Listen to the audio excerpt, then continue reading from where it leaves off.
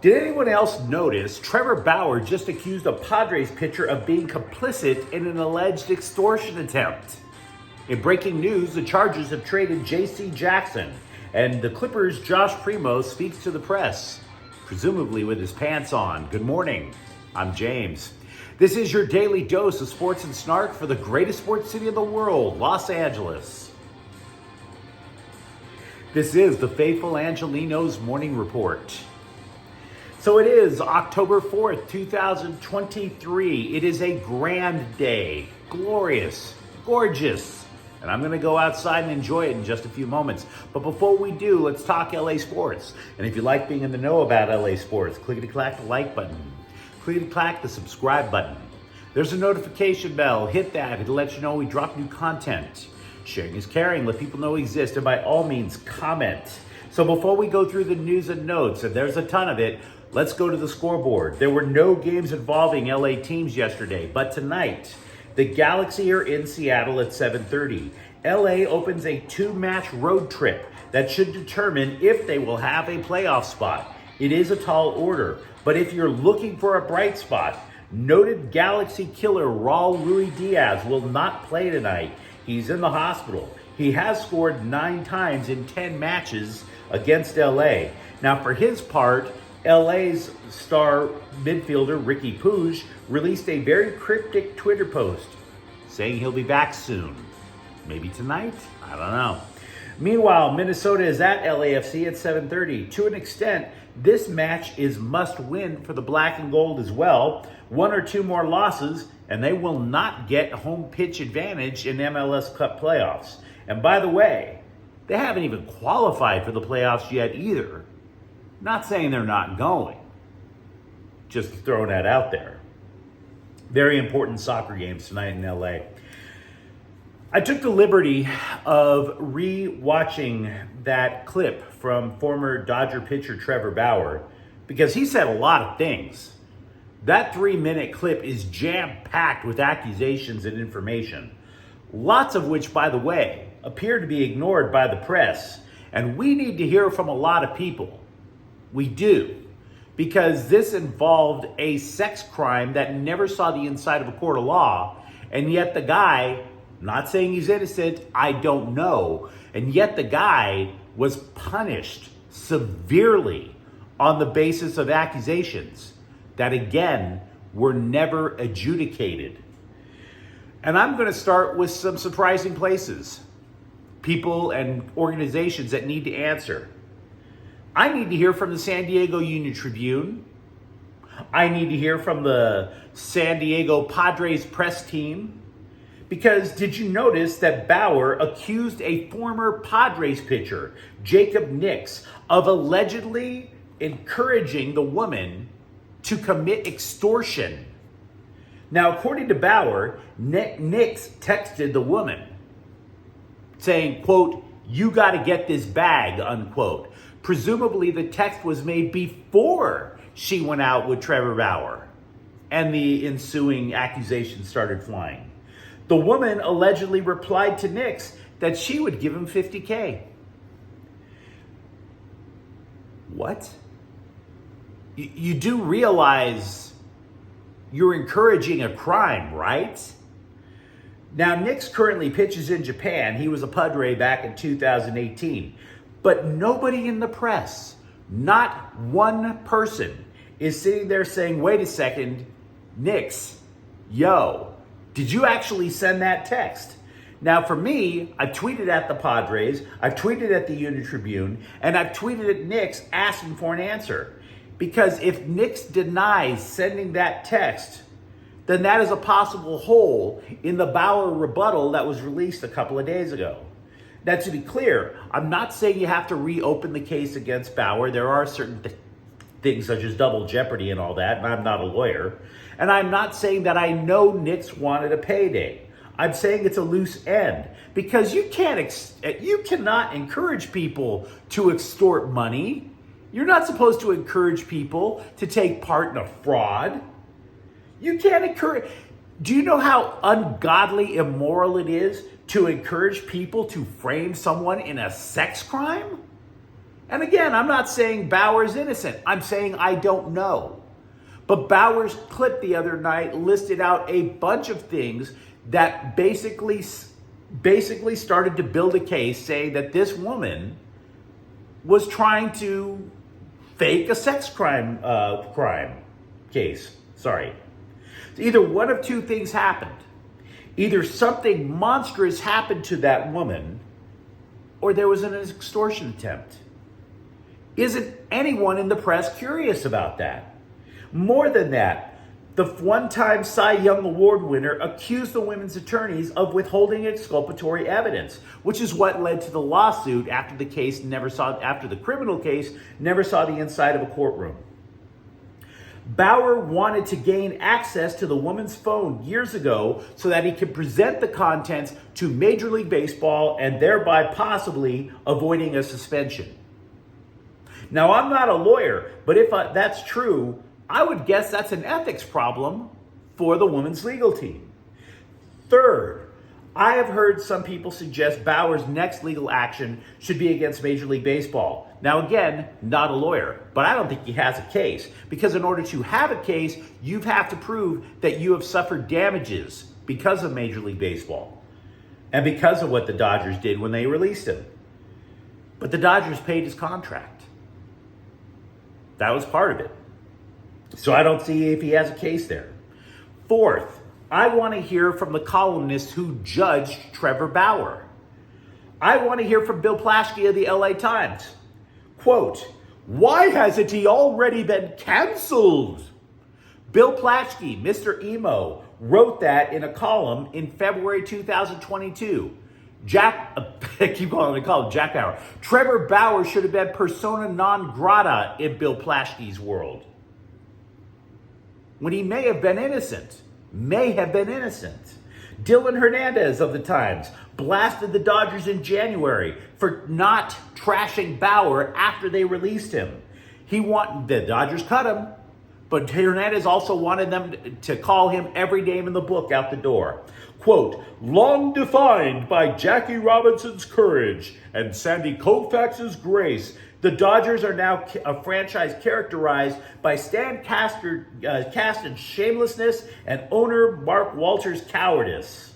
Unquote. Now, I don't blame the Dodgers for cutting Bauer. They knew he was a public relations nightmare, but they didn't know what happened in that room. So they just simply said, whatever, we'll cut Bauer the check and move on with our lives. If you have ever been fired from a job, your former employer doesn't trash you out the door because they know they could be subject to legal action. That is why the Dodgers kept their mouths shut, Mr. Hernandez. Union Tribune columnist Bryce Miller celebrated the Padres not pursuing Bauer as a free agent because Bauer's accuser is from, wait for it, San Diego. What about The Athletic, a news outlet that I admit I love? They had a scribe who implied Bauer fractured the skull of the accuser. Now, in that case, The Athletic clarified the reporting. But you have to wonder, are reporters now gun-shy or vengeful to find out where the truth is because they prematurely judged the case? Finally, there are multiple accusers who came forward against Bauer after the case from the San Diego woman. What about them? What's the status there? One woman claimed Bauer held a knife to her throat. To repeat, every time I brought up Trevor Bauer in the history of this program, I made it clear not to pass judgment. Not against Bauer, not against the woman, the accuser, because I don't know what the hell happened. Welcome to Journalism 101, guys. Welcome to Journalism 101. For all I know, Bauer's accusations are false as well. But we need to know what everybody else's role in this was. We do. So what say you, Bill Plaschke? What say you, Dylan Hernandez? I didn't see a column in the paper yesterday or today about Trevor Bauer. What about Commissioner Rob Manfred? What say you now? And especially Jacob Nix. Especially him. Is anybody going to come forward and be truthful? Because a little bit of clarity would be a really nice thing. And this, by the way, is why I've been crapping on modern journalism so much since I started this program. There is a distinct chance now that Trevor Bauer actually is an innocent man. But I still wouldn't set him up with my sister. Dave Roberts said he didn't expect the Dodgers to win 100 games this year. Quote, our expectation was to win the division, but given the division and the talent and the parity as far as the balanced schedule, it was hard to foresee this, especially given all the stuff that we had to go through. But I'm proud of our guys. Man, they just never wavered, unquote. By the way, the Dodgers played the winner of the Arizona-Milwaukee series. Arizona took the lead in the best-of-3 series yesterday with a 6-3 win. In breaking news, the Chargers are shipping cornerback J.C. Jackson back to New England. The former Pro Bowler left the Patriots to come to L.A. less than 2 years ago for a 5-year, $82.5 million contract. But he hasn't even played in the last 2 weeks. L.A. gets a 6th-round pick in 2025, but they will also send back a 6th-round pick. This is selling low. Super duper low. Jackson was once considered to be among the best cover corners in the game, but he just never fit into Brandon Staley's scheme, presumably because there's a lot of complex zone calls. Meanwhile, New England plays a lot more man-to-man. That, and of course, Jackson ruptured a patellar tendon in his knee last year, so there is a little bit of risk for the Patriots in this trade. In his final weeks in LA, Jackson said he was confused by being benched. Then he was active for the Raiders game last weekend. But in case you didn't notice, he didn't play a single snap. So I got to tell you, I hate this trade. And if I'm a Chargers fan, I hate the whole damn thing. The Bolts are selling super duper low on someone who just 2 years ago was arguably the best cover corner in the game. To me, that sounds more like it's on the coaching staff than it is the player. By the way, New England plays the Chargers on December 3rd. As for the here and now, the Chargers are on a bye week. Now, if there's one adjustment I expect them to make for their next opponent, which would be Dallas, I would expect Justin Herbert to be in the shotgun even more often than he already is. It's more comfortable when you have a broken finger to catch a football that's lobbed to you instead of being under center and have it just smack right in the palm of your hand. I don't know how much of a difference that's going to make. The Bolts already run out of the shotgun 82% of the time, but that's countered by a troubling little factoid. The Chargers were shut out in the second half against Las Vegas, which possibly coincides with the injury in the first place. Tight end Donald Parham had x-rays on his wrist after the game. The scribes asked Brandon Staley if he could reveal the results of the x-ray, to which he said no. Okay. So, not a whole lot of info coming out of the Bolts people. Josh Primo spoke to the press on Clippers Media Day. The former lottery pick was out of the NBA for almost a year because he was accused of exposing himself, perhaps to multiple women, when he was with San Antonio. This bizarre little thing of allegedly exposing himself included an alleged 9 times to the team psychologist. Now, I've read a little bit of Carl Jung, a little bit of Freud, but I don't think that was part of the deal, even if you had an Oedipal complex, right? And by the way, at what point do you get the memo that nobody finds your genitals attractive? No, the 9th time will do it, right? The 9th? I don't know about you, but for me, I would have figured it out that a woman doesn't want to see my genitals way before it ever hit the Yahtzee stage. The player said for legal reasons, he couldn't get into details, which I guess makes sense. Quote, everyone felt like this was a bit alarming, and coming from myself, I think it was very alarming. It was very upsetting with these allegations coming out, but I feel at this point in time, I'm in a better place, and I'm going to continue to get into a better place. But I had to take responsibility for the actions that I have going forward, and over the past year, I've continued to do that and will continue to do that. What? Kamala Harris couldn't create a word salad like this. That is just... Speak clearly, bro. What are you saying?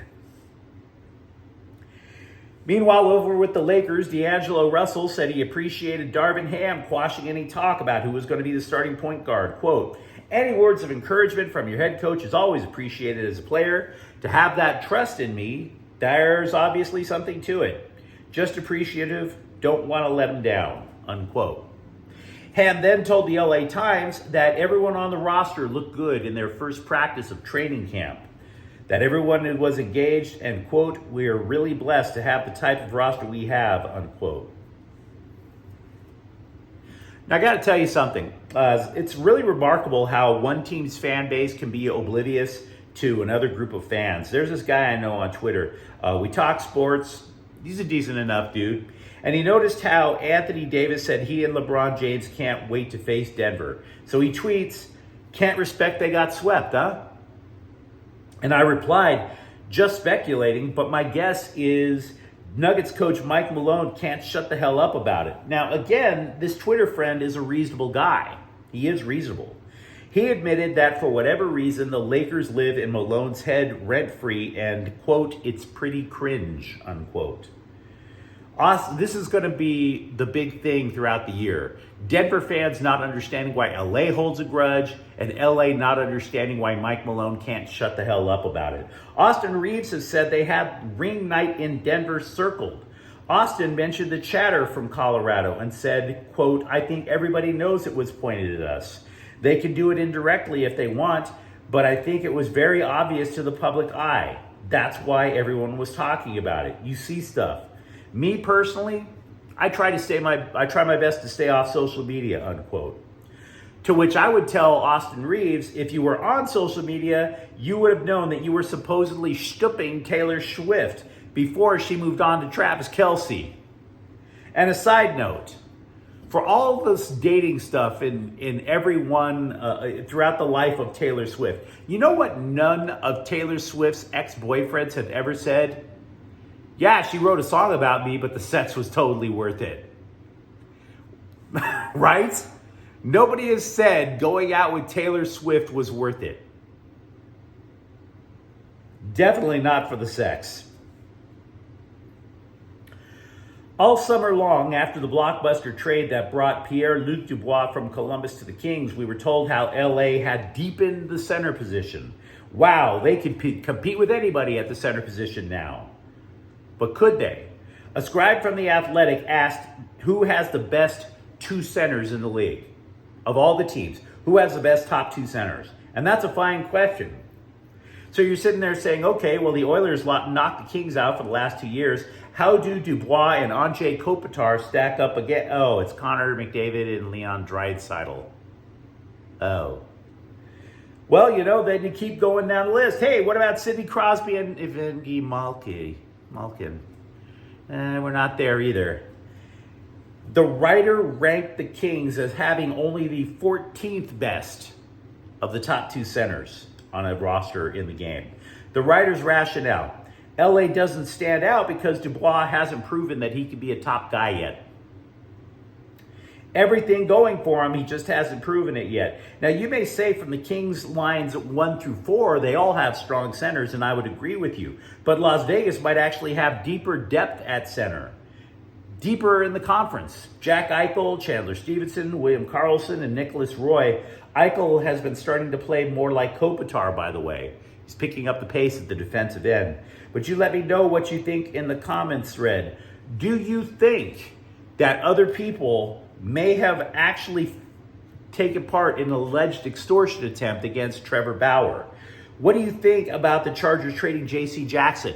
And if you enjoyed the content, don't forget to subscribe to Faithful Angelenos. We're talking LA sports every single day. Thank you for watching. I'll be back later tonight with a rapid recap of LA Galaxy. Faithful Angelenos is a Ken Cortel Queso production. Take care.